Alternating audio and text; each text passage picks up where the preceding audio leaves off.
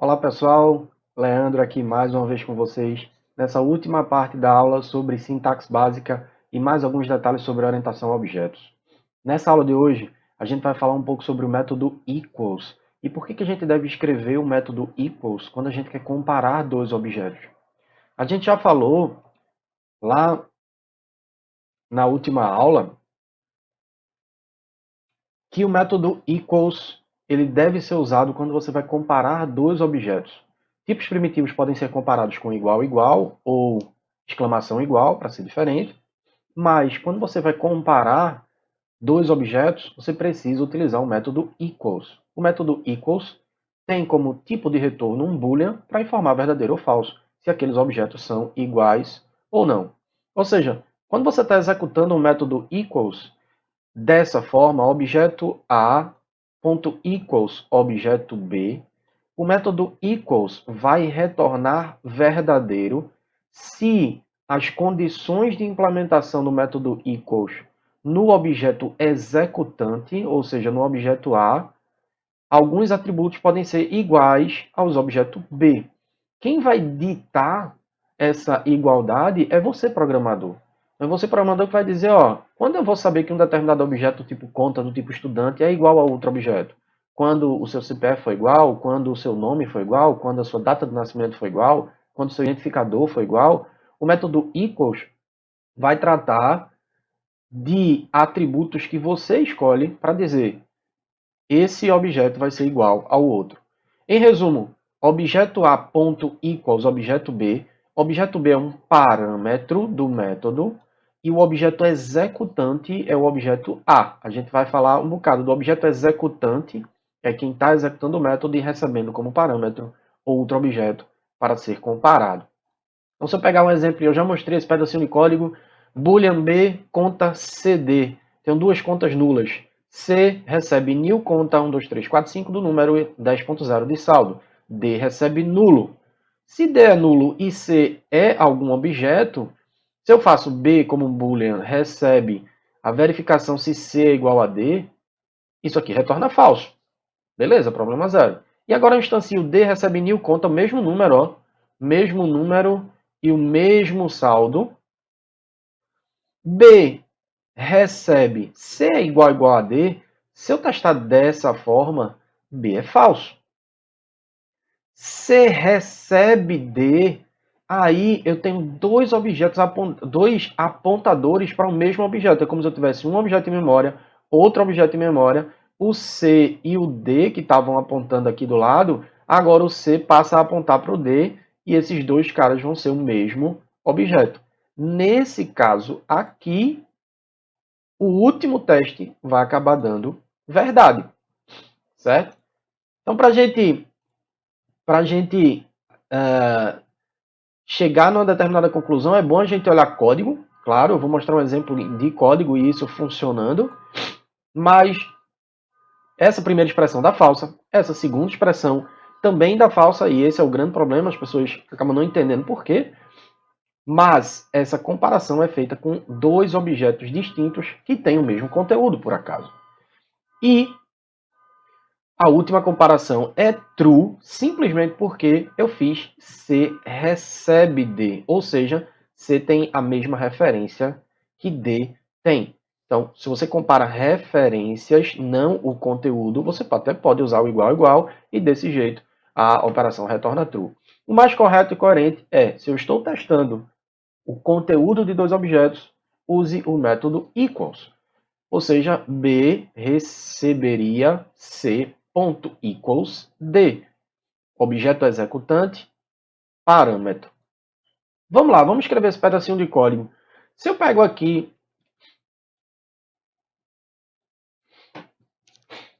eu vou abrir o IntelliJ com um pedacinho de código que já está previamente desenvolvido para a gente não ter muitos problemas. Imagine aqui que eu tenho a minha classe conta, a classe que vocês já conhecem, que a gente vem escrevendo, e aqui eu tenho um teste da classe conta. Eu estou criando dois objetos, conta C1 recebe new conta, aquilo que a gente tinha visto, conta C2 recebe exatamente o mesmo conteúdo. Se C1.equals C2, se esses caras forem iguais, contas têm o mesmo conteúdo. Se não, contas não têm o mesmo conteúdo. Quando eu mando rodar, esse programinha, olha o que acontece aqui, ó. Contas não têm o mesmo conteúdo. Por que isso está acontecendo?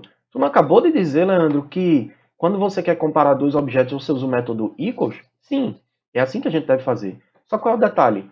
Essa classe que está representando os tipos dos objetos C1 e C2 não tem o método equals implementado. Então, esse cara não testa se o número e o saldo são iguais. Você, como programador, é que tem que dar a interpretação do método equals. Você tem que escrever um método equals para dizer quais os atributos você vai escolher para testar se eles são iguais e aí sim validar uma determinada igualdade entre os objetos. Então, se eu fosse escrever o método equals aqui, eu vou escrever public boolean, que é o tipo de retorno do método equals, nome do método equals, e por enquanto, vamos passar como parâmetro um tipo conta, vou chamar aqui o nome da variável outra, certo? Vou dar um return de alguma coisa, porque esse cara precisa retornar. Eu vou instanciar aqui boolean resultado recebe falso e vou retornar esse determinado resultado. Aqui no meio a gente escreve uma regrinha de negócio para dizer, uma vez que alguém executar c1.equals c2, c1 é o objeto executante, c2 é o parâmetro, ou seja, c2 vai ser copiado para esta variávelzinha outra, e dentro deste método, no momento da execução, outra vai receber a instância de C2, certo? Como é que eu testaria? Digamos que na minha lógica, uma conta só é igual a outra se e somente se o número e o saldo forem iguais. Então, posso fazer o seguinte. Se dis.número... Que danado, por que eu estou usando o dis aqui? O dis está representando o objeto executante. Então, nesse caso aqui, o dis é exatamente igual a C1. Se dis.número significa quem está executando esse método equals, a instância do objeto executante do método equals é dis. Então, se dis.número for igual a outra.número, significa que os números são iguais e de curto-circuito, lembra da última aula que a gente falou do operador de curto-circuito? Se dis.saldo for igual a outra.saldo. Se esses caras forem iguais, resultado recebe true. Se esses caras não forem iguais, eu já inicializei a variável com false e eu retorno esse determinado resultado não verdadeiro. Falso, né? Como eu acabei de falar.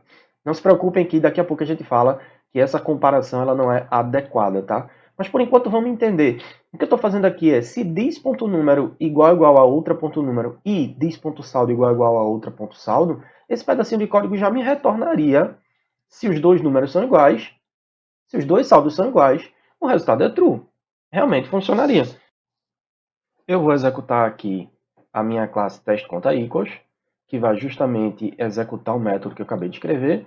No momento que eu executar, esse cara agora me traz as contas têm o mesmo conteúdo. Realmente as contas têm o mesmo conteúdo. Por quê? Porque eu trouxe uma implementação do método equals, e é esse método equals que está sendo executado no momento que eu testo essas duas variáveis, certo? Olhando para esse pedacinho de código, ainda tem como melhorar alguma coisa. Dis.número igual a outra.número não é adequado. Lembra que dis.número é do tipo string? E tipo string é um tipo de referência. Ou seja, a gente precisa testar a igualdade desses dois caras usando ponto equals. E essa é a forma mais adequada. Então, se eu fizer o correto, seria fazer dis.número.equals outra.número.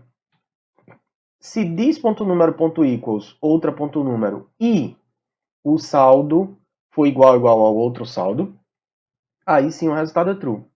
Qual o detalhe?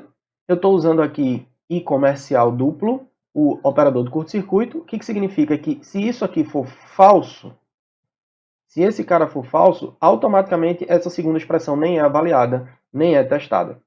Certo? Beleza? Tem como ainda a gente melhorar? Tem. E se algum programador, chega aqui e faz se c1.equals nulo. Alguém pode fazer isso? Pode. Alguém pode dizer, pô, quero testar se esse cara é igual a nulo. No momento que isso aqui é igual a nulo, o que é que vai acontecer? Nulo vai ser copiado para essa variável.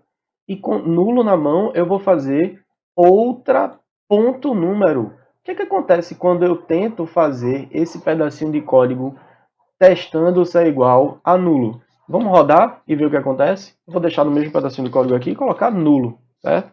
Ou eu poderia deixar C2 desse jeito. Eu vou comentar essa partinha de código e vou dizer C2 recebe nulo. E aí quando eu testar C1.equals C2, C2 vai ser nulo, que vai ser copiado para a variável outra, e eu vou tentar acessar um número de um objeto que é nulo. Quando eu tento executar esse pedacinho de código, olha o que acontece.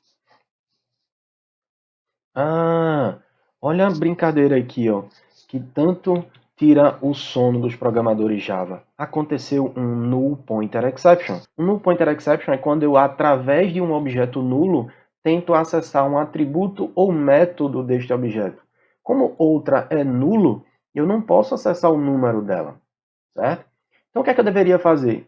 Forçadamente, toda vez que eu tentasse acessar um atributo ou método de uma determinada classe, de um determinado objeto que é passado como parâmetro, eu precisaria testar antes se esse cara é diferente de nulo.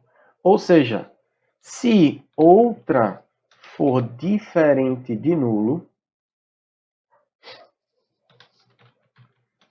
e eu também, por acaso, o número poderia ser nulo, né? Se eu fizer this.número e número for nulo, eu não consigo executar o método equals de um número que é nulo. Eu também precisaria testar se this.número também for diferente de nulo. E aí sim, opa, digitei duas vezes aqui.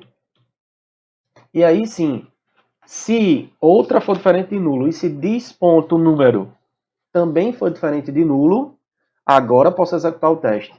This.número.equals outra.número. Outra.número é irrelevante, tá, pessoal? Até porque a gente está dentro da mesma classe, não faria muita diferença. E o saldo é igual ao outra.saldo. Então eu tenho um método equals implementado e a prova de null pointer. Então se eu mandar executar esse cara, ele não vai executar esse pedaço de código simplesmente porque outra é nulo. Eu não executo o resto e nem testo daí para frente. Vou mandar executar. E o null pointer exception é evitado. O null pointer exception ele não deve acontecer. Ele é simplesmente evitado. E como C2 é nulo, esse resultado aqui é falso, fazendo com que eu imprima a mensagem contas não tem o mesmo conteúdo. Em resumo, se a gente vai escrever o método equals, eu preciso testar, se o parâmetro é diferente de nulo.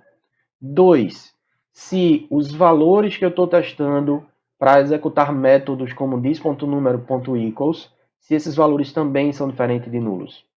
3, se os atributos que eu estou usando na comparação forem de tipo de referência, então eu preciso utilizar .equals. Eu não posso testar com igual. E por fim, é bom entender que o método equals que a gente está apresentando aqui tem uma assinatura diferente. O correto seria utilizar public boolean equals, não recebendo uma conta, mas recebendo um objeto genérico qualquer. Essa seria a assinatura padrão do método equals. O detalhe, isso a gente só pode ver quando a gente fala sobre herança. Então vamos abstrair desse detalhe por enquanto e considerar que a assinatura do método equals pode receber exatamente o mesmo tipo da classe que a gente está implementando. Beleza? Todos esses detalhes de código estão nos slides. E se vocês tiverem qualquer dúvida, obviamente, eu deixo aí em aberto um canal para a gente conversar. Belezinha? Lembrou? Falou sobre um tipo de referência, usa .equals para comparar. Testa o parâmetro se é diferente de nulo, testa o atributo se é diferente de nulo antes de utilizá-lo. Tá? Um outro detalhe, essa implementação do método equals não está considerando que os atributos de ambos os objetos são nulos. Ou seja, Se C1 ponto número for nulo e C2 ponto número também for nulo, em tese eles deveriam ser iguais. Mas nessa implementação, um pouco mais simples, a gente não está considerando esse caso. Beleza? Retornando, e só para a gente finalizar. E para resumir, a implementação do método equals, na implementação do método equals, você precisa decidir quais atributos você vai usar, você precisa evitar o null pointer exception, e você precisa lembrar que atributos de tipo primitivo você vai usar igual a igual, atributos de tipo de referência, vocês vão comparar usando ponto equals, tá? A gente viu o uso da variável this, e a variável this, ela só é obrigatória nos casos onde o nome do parâmetro é exatamente igual ao nome do atributo, então this vai diferenciar entre o atributo e o parâmetro, mas em nenhum outro caso ela é obrigatória, ela é opcional. A gente usou o this na nossa implementação do equals, simplesmente para ficar mais legível o código. No pointer exception é uma coisa que deve ser evitada por completo. No pointer exception não deve acontecer, você precisa testar antes. E a gente fez uma breve prática para ver o método equals funcionando. Belezinha? Para você que está assistindo esse vídeo, deixa seu like. Até mais!